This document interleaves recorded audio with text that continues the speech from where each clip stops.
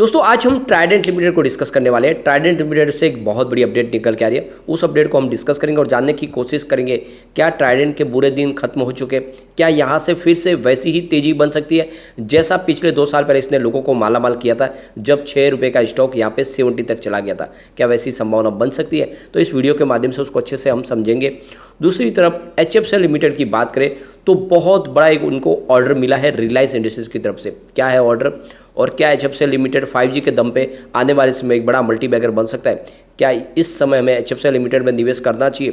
क्योंकि एक समय का 2000 रुपये का ट्रेड करने वाला स्टॉक आपको 100 से भी नीचे मिल रहा है, तो क्या इस मौके का हमें फ़ायदा उठाना चाहिए? वैसे अगर पूरे बाजार की बात करें तो आज हमने बाजार में गिरावट देखी थी, लेकिन इसके बाद में इंटरनेशनल मार्केट खुल चुके हैं और वहाँ से भी सिग्नल बहुत ज़्यादा वीक निकल के आ रहे हैं। BSE सेंसेक्स की अगर बात करें तो 57,235 के स्तर पर क्लोजिंग थी। 390 पॉइंट की हमने गिरावट देखी, 0.68% गिरा हमारा बाजार। अब इंटरनेशनल मार्केट खुल चुके हैं, वहाँ से सारे के सारे बाजार में गिरावट की संभावना बनी हुई है। डाउ जोन्स की बात करें तो 29,022 के स्तर पर करीब 0.64% की गिरावट है फिलहाल। S&P 500 इंडेक्स की बात करें तो 3,539 के स्तर पर 1.05% की बड़ी गिरावट है। नैस्डैक कंपोजिट में 10,237 के स्तर पर 1.73% की बहुत बड़ी गिरावट है, यानी लगभग 0.2% टूटा है। रसेल 2000 इंडेक्स की बात करें तो 1664 के स्तर पर करीब 1.39% की गिरावट है। तो आप देख सकते हो कि सारे के सारे बाजार में ज़बरदस्त गिरावट है। इसका मतलब अगर ऐसा ही ट्रेंड जारी रहा तो फिर कल हमारे बाजार में भी बड़ी गिरावट हो सकती है। काफ़ी दिन से यानी पिछले 7 अक्टूबर से लगातार FI बाजार में बिकवाली कर, तो यहाँ पे आप देख सकते हो कि पिछले कुछ दिनों से FI लगातार बाजार में बिकवाली कर रहे हैं और आज भी उनकी बिकवाली और कल से ज़्यादा बिकवाली आज हुई है। अगर हम आज DI की बात करें तो आज DI ने 5,282 रुपीज़ की खरीदारी की और सामने उन्होंने 4,529 रुपीज़ की बिकवाली की। इस तरह से उनकी जो खरीदारी है वो 753 रुपीज़ की है। लेकिन बात अगर FI की करें तो आज FI ने 4,958 रुपीज़ का नया माल खरीदा है, सामने उन्होंने 6,594 रुपीज़ की बिकवाली कर दी है। तो आप देख सकते हो कि उनकी बिकवाली करीब 1,636 करोड़ रुपीज़ की है। कल उनकी बिकवाली काफ़ी कम थी, 500 करोड़ रुपीज़ के आसपास थी। लग रहा था कि जल्द ही FI बाजार में फिर से खरीदार बनेंगे, लेकिन ऐसा हुआ नहीं। आज उनकी बिकवाली फिर से बढ़ी है, जो एक तरह से बाजार के लिए फिलहाल तो एक सिग्नल जो है वो काफ़ी ज़्यादा मायूसी भरे दिखाई दे रहे हैं। ट्राइडेंट लिमिटेड की अगर बात करें तो स्टॉक 36.25 पर है, जहाँ पे हमने 0.82% की गिरावट देखी। तो पूरे बाजार में गिरावट थी, नतीजा ये रहा कि हमने आज ट्राइडेंट में भी गिरावट देखी।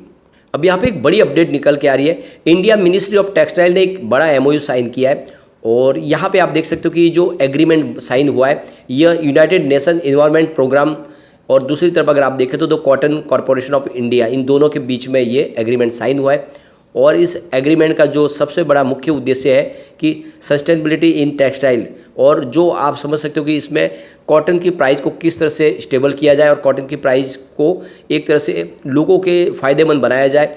कॉटन के जिससे भी जब मैन्युफैक्चरर से लेके जो कॉटन का उत्पादन करते हैं सबको बेनिफिट मिले, इसके लिए एक तरह से ये एग्रीमेंट किया गया है।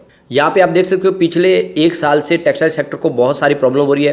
कॉटन की प्राइस में बहुत ज़्यादा अप डाउन देखने को मिला और ऐसे में टेक्सटाइल सेक्टर का एक्सपोर्ट का बिजनेस बहुत ज़्यादा इफेक्ट कर गया। और ऐसे में अब यहाँ पे ये जो एग्रीमेंट किया साइन, इसके तहत सबको फ़ायदा मिलेगा, चाहे कॉटन का प्रोडक्शन वाले करने वाले किसान हो या फिर टेक्सटाइल का कारोबार करने वाली कंपनियाँ हो, सबको बेनिफिट मिलने वाला है और इसीलिए ये एग्रीमेंट साइन किया गया है।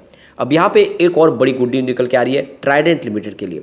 यहाँ पे टेक्सटाइल सेक्टर के लिए जिस तरह से पॉजिटिव संभावना बन के निकल के आ रही है वो है चाइना और पाकिस्तान से। जैसे कि आपको पता होगा चाइना में ऑलरेडी बहुत सारा लॉकडाउन भी चल रहा है, साथ में यूरोपियन कंट्रीज अब चाइना के साथ में टेक्सटाइल का बिजनेस करना पसंद नहीं करे। सारी कंपनियों ने लगभग उनसे कारोबार बंद कर दिया है। ऐसे में जो टेक्सटाइल का बिजनेस चाइना से US कंट्रीज में और यूरोप कंट्री में होता था वो सारा अब इंडिया को मिल सकता है, उसके लिए अपॉर्चुनिटी निकल के आई है। दूसरी तरफ जो पाकिस्तान लगातार एक्सपोर्ट में अच्छा काम कर रही थी, अब वहाँ पे प्राइस बहुत ज़्यादा बढ़ चुकी है। वहाँ पे उनके रॉ मटेरियल की कॉस्ट बढ़ने की वजह से जो एक्सपोर्ट का जो कारोबार है अब वो ठप होने की कगार पे आ चुका है। ऐसे में इंडिया के लिए बहुत सारी अपॉर्चुनिटी एक साथ निकल कर आई है, यानी चाइना और पाकिस्तान का पूरा बाजार अब इंडिया के कब्जे हो सकता है और ऐसे में इंडिया कुछ बड़ा कर सकता है। और इसीलिए सरकार ने भी इस तरफ कदम उठाने शुरू कर दिए। कॉटन की प्राइस को स्टेबल करने की कोशिश की जा रही है ताकि यहाँ पे जो उसकी इनपुट कॉस्ट घटे और एक्सपोर्ट का कारोबार बढ़े। पिछले 1 साल से जो प्रॉब्लम हुई थी सेक्टर को, उसको बेनिफिट दिया जाए। साथ में अगर आप देखते हो सरकार की तरफ से PLI स्कीम का बेनिफिट भी दिया जा रहा है। तो कुल मिला के एक बहुत ज़बरदस्त मौका निकल कर आया है टेक्सटाइल इंडस्ट्रीज़ के लिए, उसका फ़ायदा उठाया जा सकता है। अब यहाँ पे ट्राइडेंट की बात करें तो ट्राइडेंट लिमिटेड के जो प्रमोटर और MD थे राजेंद्र गुप्ता, उन्होंने कंपनी से अपनी सारी पोस्टों से रिज़ाइन किया और आप देख सकते हो कि जब उन्होंने कंपनी से अपने पद से इस्तीफे दिए तो उसके बाद में कंपनी के कारोबार को सुचारू रूप से चलाने के लिए एक बहुत बड़ा डिसीजन लिया। उन्होंने जितने अपने अलग अलग डिवीज़न है, जिसमें आप देख सकते हो बात लेने का बिजनेस है, बेड लेने बिजनेस है, यान का बिजनेस, केमिकल और पेपर का बिजनेस, उन सब के लिए अलग अलग एमडी अपॉइंट कर दिए, ताकि जो कारोबार है वो एक आदमी अकेला संभालने की जरूरत नहीं, बल्कि हर कारोबार के लिए अलग से एमडी, अलग से टीम, ताकि कारोबार तेज़ी से सब बढ़ पाए और सारे कारोबार का विस्तार हो पाए। तो जो डिसीजन लिया गया काफ़ी अच्छा, और आने वाले समय इसका फायदा ट्राइडेंट को मिल सकता है। तो लॉन्ग टर्म का नजरिया लेकर आप ट्राइडेंट में निवेश करेंगे तो आपको आने वाले समय में मालामाल होने से कोई रोक नहीं पाएगा। अब एक बार इसके पिवोट लेवल को चेक कर लेते हैं। यहाँ से अगर गिरावट होती है 36.13 का फर्स्ट सपोर्ट है, ये टूटा तो 35.72 की प्राइस देखने को मिल सकती है, और स्टॉक नीचे गया तो 35.23 तक जा सकता है। फिलहाल स्टॉक 35 से नीचे जाने की संभावना बहुत कम है। पॉजिटिव माहौल बना तो 37.03 का फर्स्ट रेजिस्टेंस है, इसको पार किया तो 37.52 की प्राइस देखने को मिलेगी, और ऊपर गया तो फिर 37.93 तक जा सकता है। तो ये मौका है, आपको खरीदारी बिल्कुल करनी चाहिए। ट्राइडेंट काफ़ी अच्छा स्टॉक है, ये आने वाले समय का एक बड़ा मल्टीबैगर है। HFCL लिमिटेड की बात करें तो स्टॉक 76.45 पर क्लोजिंग दिया, जहाँ पे हमने 1.42% की गिरावट देखी है। यहाँ पे HFCL की बात करें तो 51 इसका 52 वीक का लो है, 101 52 वीक का ये फिलहाल स्टॉक बिल्कुल सेंटर प्राइस के ऊपर है, तो यहाँ पे एंट्री बिल्कुल की जा सकती है। यहाँ पे एक बहुत बड़ी गुड न्यूज निकल के आ रही है। HFCL लिमिटेड को 39 करोड़ रुपीज़ का एक बहुत बड़ा ऑर्डर मिला है रिलायंस की तरफ से। अब यहाँ पे आप देख सकते हो कि HFCL लिमिटेड ने जो जानकारी दी है कि उनको 39.19 करोड़ रुपीज़ का रिलायंस प्रोजेक्ट और प्रॉपर्टी मैनेजमेंट की तरफ से एक बड़ा ऑर्डर मिला है। और जैसे कि आपको पता ही होगा, कंपनी 5G के लिए बहुत सारे इक्विपमेंट बना रही है, इसके अलावा फाइबर नेटवर्क बिछाने का कंपनी काम करती है। तो ऐसे में यहाँ पे ये जो ऑर्डर मिला है, ये फाइबर नेटवर्क बिछाने के लिए इनको काम मिला है, और ये जो काम है ये पूरा ये मई 2023 तक इनको पूरा करना है। इससे पहले भी काफ़ी ज़्यादा इनको ऑर्डर मिल चुके हैं और काफ़ी इनकी ऑर्डर बुक मजबूत है, लगातार ऑर्डर मिल रहे हैं, क्योंकि 5G के अंदर एक बहुत बड़ा नाम है HFCL लिमिटेड। हर तरह के इक्विपमेंट कंपनी बना रही है, इंडिया के अलावा एक्सपोर्ट का कारोबार भी कंपनी कर रही है। इसके अलावा आप देखें तो डिफेंस सिस्टम के लिए भी कंपनी बहुत सारी इक्विपमेंट बना के देती है। ऐसे में HFCL एक बहुत बड़ा छुपा हुआ रुस्तम है, आने वाले समय इसकी प्राइस बहुत तेज़ी से बढ़ सकती है। मौके का आपको फायदा उठाना चाहिए और HFCL में निवेश करना चाहिए। सबसे बड़ी बात यह है कि HFCL लिमिटेड एक समय इसकी प्राइस 2000 के आसपास थी, फिर कुछ ऐसे कारण बने जिसकी वजह से इसकी प्राइस गिरते हुए बिल्कुल कौड़ियों के भाव में आ गई। यह स्टॉक 8-9 रुपये का पेनी स्टॉक बन गया था, लेकिन फिर स्टॉक ने फिर से दौड़ना शुरू किया।